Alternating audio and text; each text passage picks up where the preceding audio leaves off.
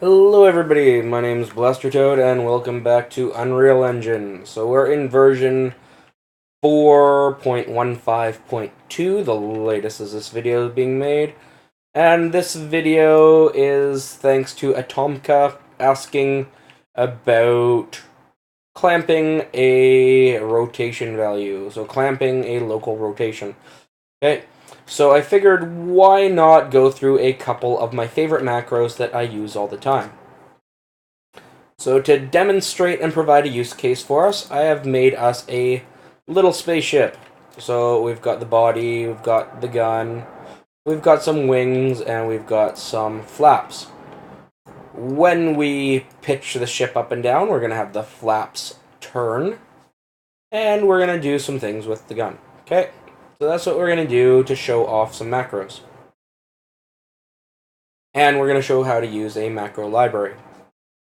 What I have done also in setting this up, so that you can all follow along, sorry, not plugins, we want to go over the project settings. Project settings, input. And I have added a single axis input for the pitch of the ship, and then a fire and reload input. Okay. Are we ready to do this? Let's do this. So we've got a ship, and we're going to make the flaps go. So on our pitch input event, we are going to get our left flap, get our right flap. We are going to take our axis value, and we're going to magnify it. So we're going to multiply our axis value by 10, sure. We are then going to make a rotator. I'm going to put this in pitch and break the roll, so break. And then with our flaps, we are going to add local rotation. That is the word I was looking for. Add local rotation. My voice is very sore. Well, my throat is very sore. So my voice sounds scratchy. Yeah, blah, blah, blah. Yes, that. Okay, so we're going to do this maybe a little quicker than usual so that I can stop talking. Okay. So there we go. Right flap is set up. We're just going to copy and paste this. Control C, Control V. Line that up. Take our rotator in. And get our left flap. There we go. So now when I play, I get nothing because I have not added our ship to the scene yet.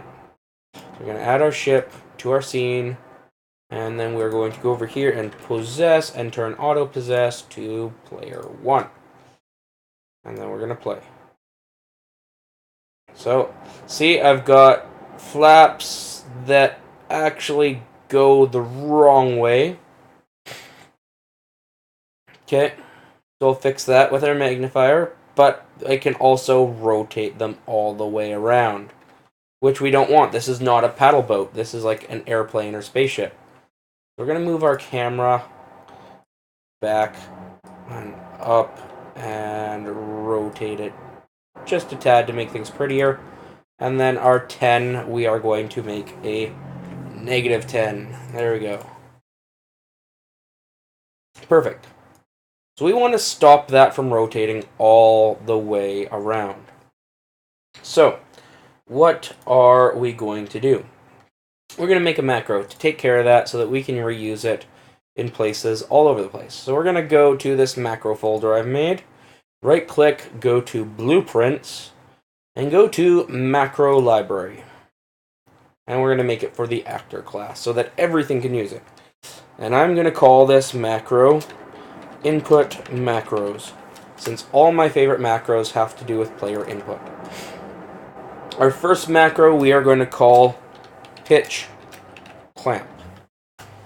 And pay attention, guys, this one goes quick and is a little complicated. So on our input, we are going to add a new input. I am recording this, right? I am recording this. Good, I thought I was just talking to myself for a moment.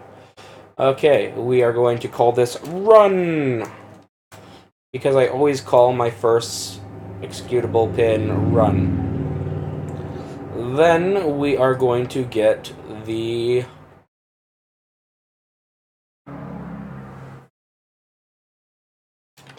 Comp rot. So we're getting the rotation of our component. Okay. And that will be a rotator. Okay, so comp rot is going to be our rotator. And we'll split that pin. Actually, no, we'll recombine that and we'll use a break. Okay, that makes it just a little bit cleaner. That we don't want to break into, we want to break rotator. There we go. We do not want to break to axes, we want to break to rotator. Okay. And then, because this is just clamping our pitch, we are going to add a couple more. So we're going to add our pitch as a float. And then we're going to have a max angle. And we're going to have a min angle. Okay, and all of these are exposed at the beginning of the macro so that they can be easily plugged in as we need it. So, now what we're going to do is we are going to bring our rotator and we're going to come off the pitch and we're going to say, are you greater than, float greater than, and float less than our min and max angles. So is it greater than our max angle? So is our max angle greater than our pitch angle? And is our min angle... Oh, I did this a different way. We do want greater than and less than, but we're going to do it a weird way, okay? So we're going to say, is our... And let's move this down so we can straighten these off. Is our max angle greater than our pitch? And then is our pitch greater than our max angle? And the only reason I have it this way, you can use a greater than here and then a less than here and switch these pins. But I like having these lines come off like that so that it is easier to read. Okay, that is just a personal preference right there. There is no reason you have to use two greater thans. You could use a greater than and a less than. Okay, and then we're going to put that into an and boolean. So are both these true, or are both these, or is only one of them true? We need to make sure both of them are true. Okay? And then we're going to branch. Okay? So is it within both? Is our current angle within our min and max? Yes. Okay, if it's currently within it, we want to be able to, do stuff. If it is not, though, we want to do other things. So if it is not, we are going to do another branch. So, our min and max angle are outside of this. Okay? So now we are going to get our... One second, just referencing things. So that was max angle, yes.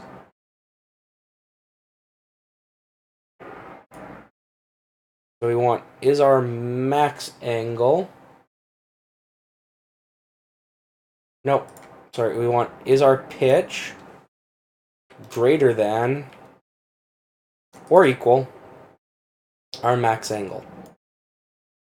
Okay.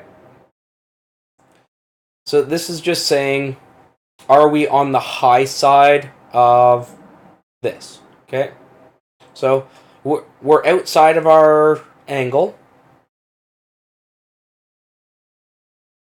but are we outside our angle high, or are we outside our angle low? We have to figure that out. And we're just gonna do some nice traces here. Actually, we might move those down and then straighten. That way it's nice and easy to read. And then we're going to straighten that off. Okay.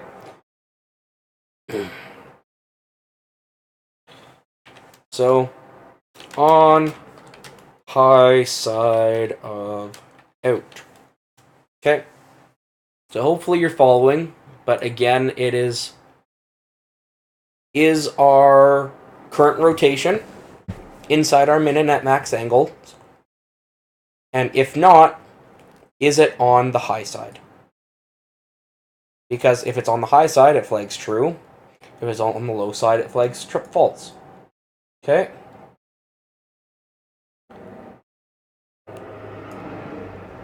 And then our pitch, we want to just bring in, and we want to do a make rot. And we're going to plug that into pitch. Just, to get that out of the way so you guys know what we're doing with it. Okay.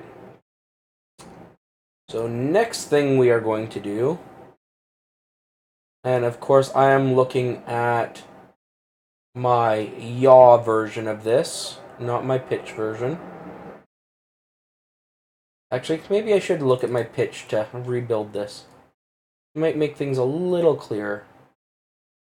Okay, so next thing we're going to do is, if it is true that we're on the high side, we're going to check, is our inputted pitch less than, come on, oh, sorry, we want another branch, and another branch, and we want a less than float, and a greater than float.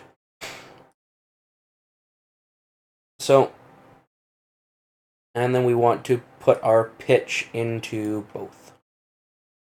Just like that. And what this is saying is, okay, let's start from the beginning. Is our current rotation of our component within our min and max angles? Yes or no? If no, is it on the high side? If it is on the high side, is our new pitch that we're trying to set up, and we're just going to straighten that, okay, is our new pitch that we're trying to set up less than 0? Okay, because that means it's going to go down. And then, if it's on the low side, is our new pitch greater than 0? Because that would then start bringing us back up to bring within tolerances. And then we want to grab our output. And that. And that.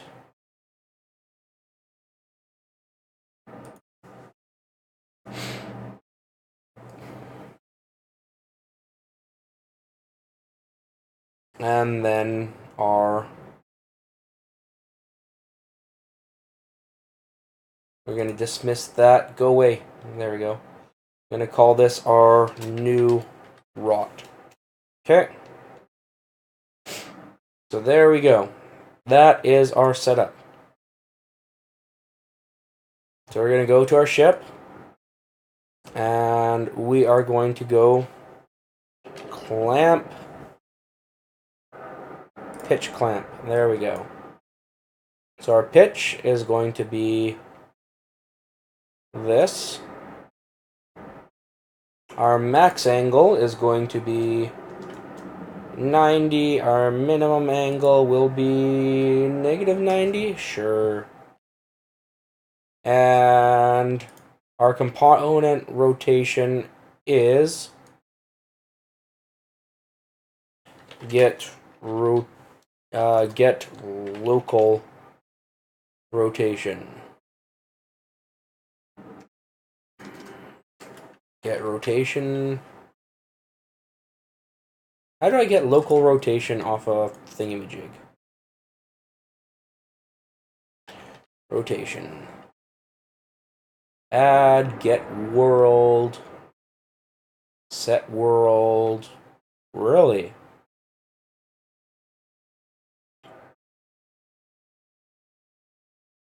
I guess I was using components previously, like other things. This is not letting me get rotation. Rotation, get. I'm sure there's like a get local rotation somewhere.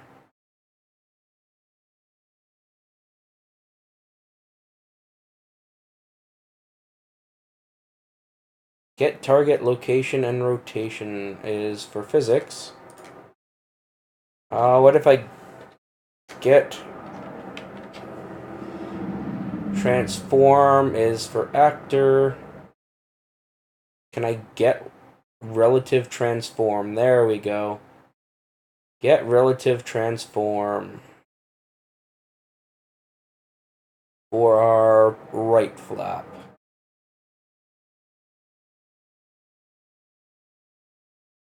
There you go, right flap. And then we're going to split our structure pin, and we're going to put our rotation in there. Okay, so this is going to run a check first, and then if everything's good, we're going to run that. Okay. So let's actually make this like 45 degrees. And negative 45 degrees. So what should happen, it's been about 2 months since I've played around in Unreal. So bear with me, please. Maybe not quite 2 months, but it's been a while. Okay, so this should clamp our pitch to 45 degrees. So our little flaps should no longer be able to rotate around. They still rotate around quite freely. Nope, there's our 45. There's our 45. There's our 45. There's our 45. There we go. Look at that. It works. Go figure.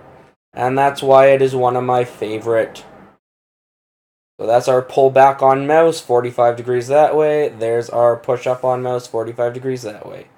So there's our flaps locking. Okay. Let's go back to our macro. So again.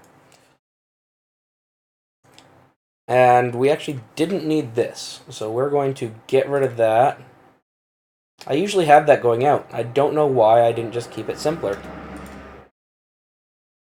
Okay, so we're going to save this now, and then we'll compile and save this because we didn't need that rotation out. So we come in, we say, okay, is our component's rotation within a min-max angle? Yes, good, continue to do whatever.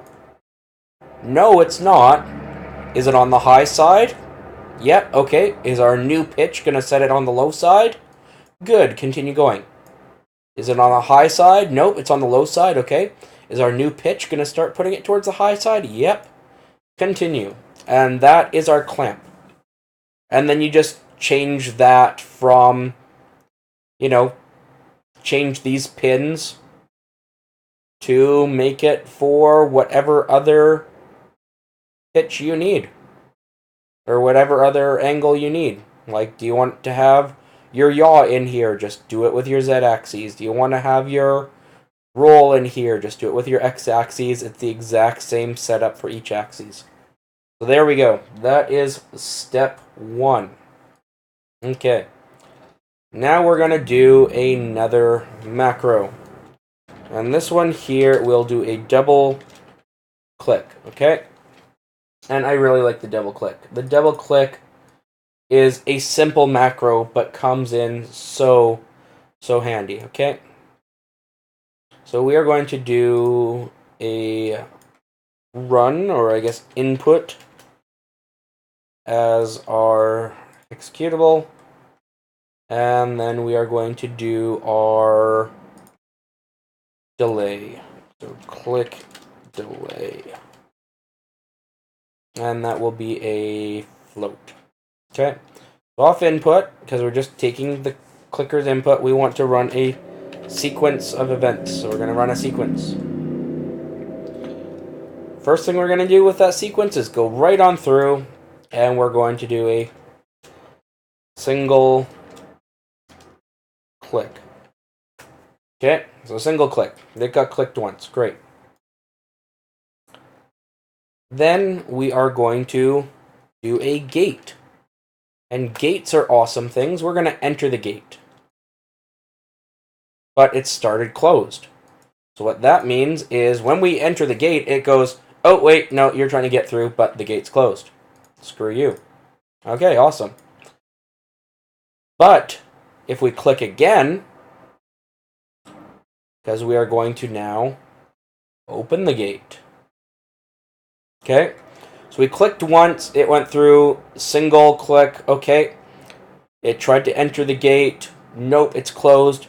It opens the gate. So now if we click again, the gate is open and we can go through. Now the last step in this is to add a delay. And then close the gate. And that's where our delay time comes in. And then we'll straighten that off. So what this does is give us a time span to make our double click. No, I didn't want to go in there. I want to go, there we go. Double click. So again, click 1 comes in, goes straight through, single click. Tries to enter the gate, it enters, but it's closed. And then opens the gate. Click 2 comes in, throws single click command, throws enter, and look, the doors are open. Now we've done the double click. If it's within this delay. Okay. So, what are we going to do with that? We are going to go, and we are going to go to here with our fire input that I created earlier. And when we press, we are going to check for a double click with a delay of 0.25 seconds. Okay. And then we're going to make a variable and we're going to call it bullets. Just because. And we're going to make that an integer. Because we're going to use this for our next thing. So we're going to get our bullets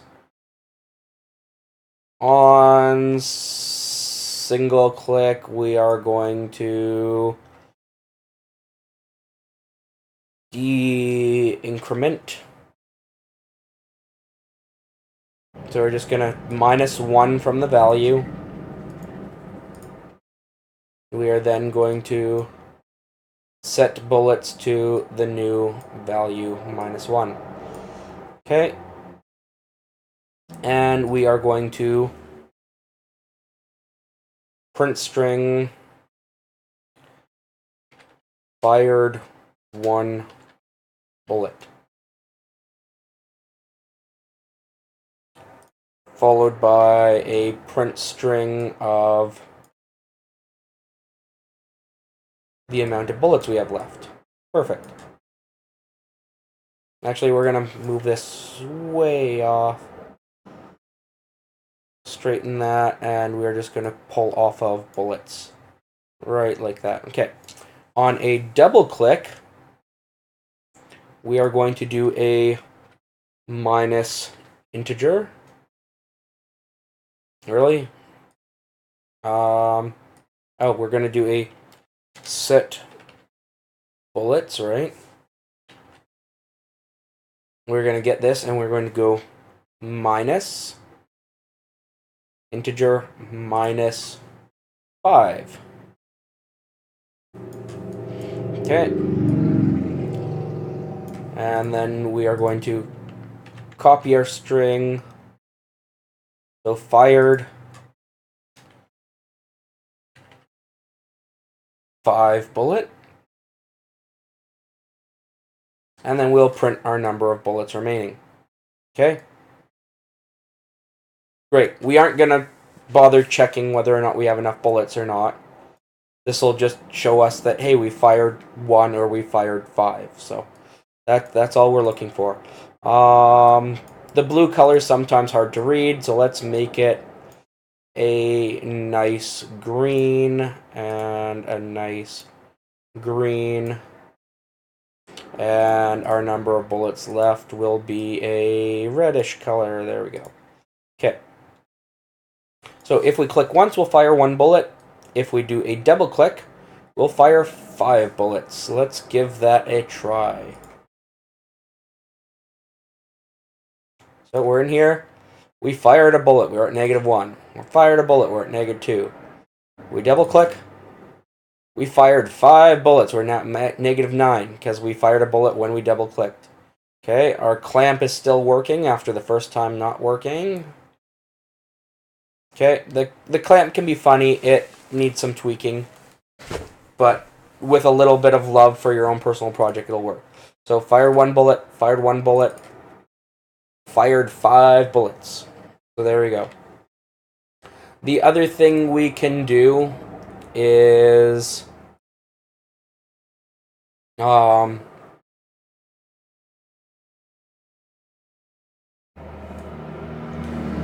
let's actually do this so that we aren't getting that fire off in the double click. We can do a do once. This is something I haven't done for myself yet, but it seems like a good thing. Straighten connection, so we only want to do the single click once until the double click is reset. So then we're going to do a sequence here. So we're just modifying our double click event. The sequence is first close the gate and then reset single click. There we go.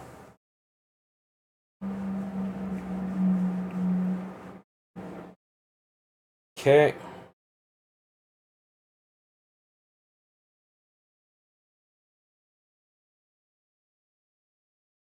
Yeah, that I think is how I want to do it.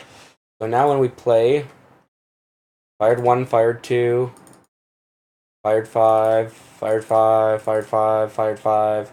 There we go. Okay. Now the last macro I want to go over with everybody, as we're almost at a half hour. Holy crap. The last macro is going to be another quick one. So we are going to do a press and hold. Actually, you know, we're going to do one more after this. We're going to do one more after this. Okay, so press and hold. So how do we do a press and hold? So we want 2 EXEs. So we want press as an execute. We want released again as an execute. And then we want hold time. And that will be a float. Okay, so again, we want to come into a sequence. Sequences are fun, they are good things. Yay. Okay. And with our sequence, we want to come into a gate.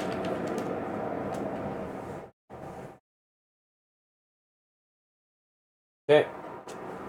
And with our gate, we don't want to enter it first, we want to open it first. Then we want to do a delay. Okay. Let's straighten these things up. Straighten. I'm going to do a delay.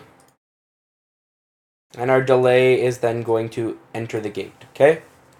So if we've clicked and waited, a delay will pass, and then we're going to enter, okay?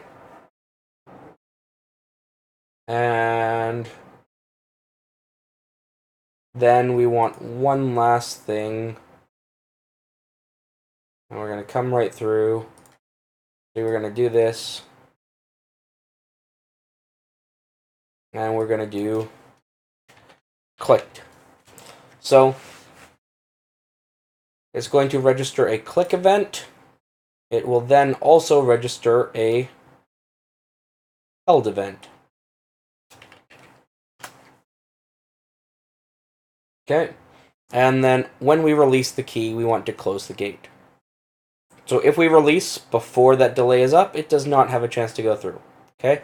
So that's our press and hold. So if we save that and go back to our ship, we want to do our bullets. We're going to give ourselves 30 bullets. Okay. We are then going to do our reload event. So again, these are just input events I made before starting the video. When we come off here, we want to do press and hold macro. And I want the person to hold the key for 0.5 seconds. No, 1 full second. Let's make it delayed. 3 seconds to reload. Okay? And when we click, we're going to print string hold to reload. And after we've held, we want to take bullets. Actually, we want to set bullets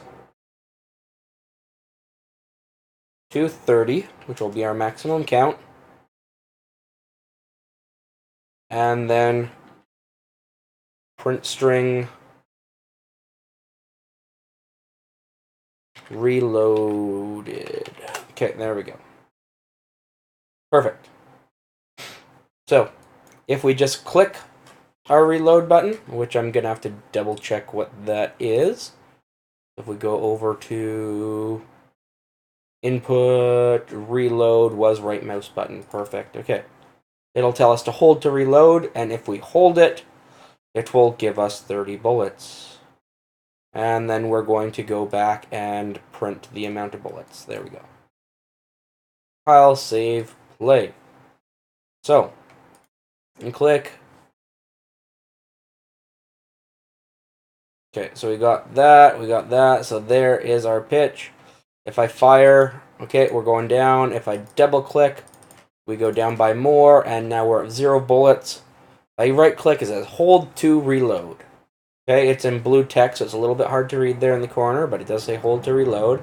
And now if I hold, 1, 2, 3, reloaded, 30. And now I can continue to fire down. And then if I hold again, 1, 2, 3, reloaded, and I got 30 bullets again. There we go. So we've got double click, we've got press and hold, and we've got a rotational clamp. Now one last thing, and I'm not going to demo this for you guys, but I will give you a use case. Last thing we're going to do is we're going to do a dead zone.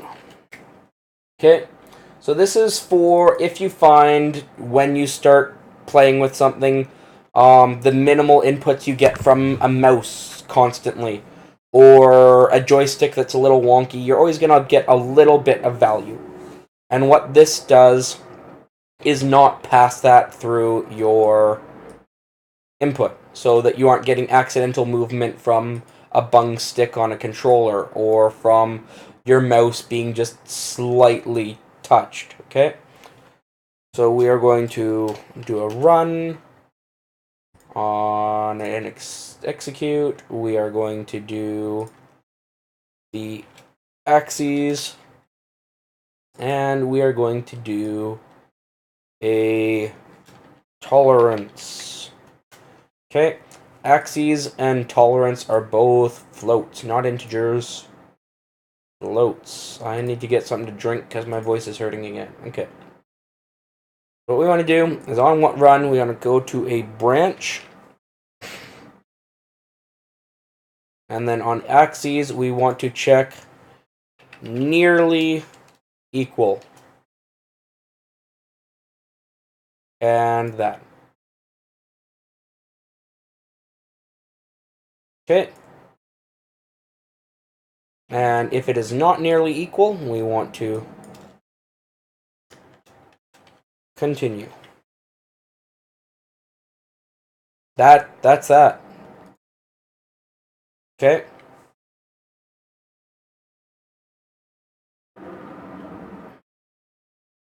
So, does the axes almost equal 0 to this tolerance?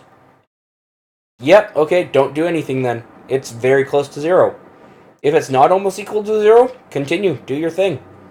So you know what, we can actually do a quick thing on this so we can get dead zone. I said I wasn't going to demo it, but we will now. Okay, and we're going to plug this in here, so this continues to run. We're going to plug this in here, and the axis is going to come back here as well, and our tolerance is going to be 0.1. Okay?